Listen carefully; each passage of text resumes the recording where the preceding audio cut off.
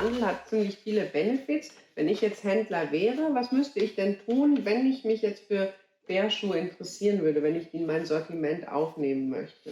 Da haben wir eine individuelle Beratung, die beinhaltet natürlich von dem Starterpaket, was man am POS braucht, an Beratungsthemen, die eben auch Mhm. schriftlich vorliegen. Und dann geht's bis über, wo wir sagen, wir können unterstützen eben bis zum Ladenkonzept, je nachdem, in Mhm. welcher Größenordnung wir dort präsent sein wollen oder der Ja. der Händler auch sagt: „Halt, ich habe hier ein Multibrand, da gibt's überall nichts Neues, aber jetzt habe ich Mhm. die Marke Bär, die ist zwar nicht neu am Markt, aber für Ja. mich etwas, wo ich denke, da kann ich den Kunden einen Mehrwert bieten. Dann bieten wir bis zum Ladenkonzept eigentlich eine Unterstützung aus unserer Erfahrung, die für jeden Händler, glaube ich, gut nutzbar ist und auch einen Vorteil bringt gegenüber anderen, die eben nicht dieses eigene Ladenkonzept haben, wo Mhm. sie praktisch seit Jahrzehnten schon Know-how gesammelt haben: Wie gehe ich mit dem Handel, wie gehe ich Genau. mit dem Kunden, was muss ich im Retail tun, um erfolgreich zu sein, wie gehen wir damit um? Und bei der eigentlichen Schuhauswahl beraten Sie dann auch, wenn ich das Fabrikat jetzt neu aufnehmen Ja, möchte? genau. Wir Mhm. schauen uns also konkret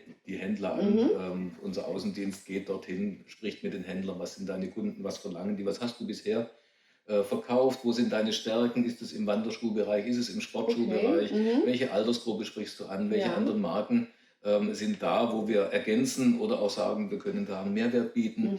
Mhm. Das passiert sehr Ja. individuell.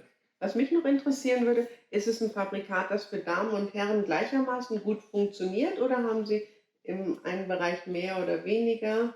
Das ist für beide Ja. Geschlechter Mhm. da. Das ist also funktioniert für Damen und für Herren Ja. gleichermaßen. Natürlich kaufen die Damen mehr Schuhe, deswegen hat man da den höheren Umsatz, ja, Mhm. aber vom Konzept her auf beides Ja. anwendbar, ja. Und bei den Damen haben wir dadurch natürlich auch mehr Auswahl in der Farblichkeit, Okay. im Mhm. Modetrend. Und bei Ja. Herren, das wissen wir selber, die kaufen ja eher mal auf Bedarf. Und deswegen ist es auch bei uns so, dass wir die Artikel nicht mit jeder Saison neu aufstellen. Wir bringen die Trends unter, aber das ist auch wichtig für den Handel. Er muss nicht dann ständig das Sortiment durchwechseln und was er heute nicht verkauft hat, ist morgen schon wieder ein Restant, sondern Mhm. dann kann er, also wir forcieren das auch so, dass wir möglichst ähm, klassische Themen, aber dann mit Farbvarianten in den Ja. Trend rein transportieren. Aber wir erfinden nicht jedes Jahr unser Thema neu, weil wir auch davon überzeugt sind, die Schuhe halten lange und da muss ich auch was bieten, was in 2, 3 Jahren nicht dahin gehört, wo man sagt, das kann ich nicht mehr anziehen, weil es nicht mehr Genau. trendig ist.